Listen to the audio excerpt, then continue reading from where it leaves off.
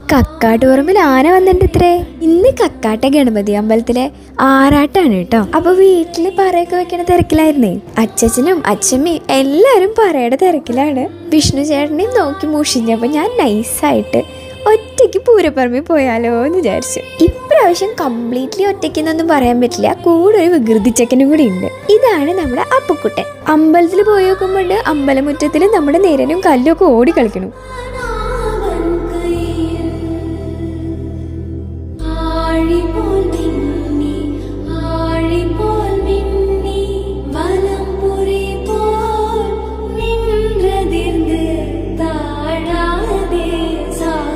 പൂരപ്പറമ്പിൽ പോയാൽ പിന്നെ ഒരു ഐസ്ക്രീം നിർബന്ധ.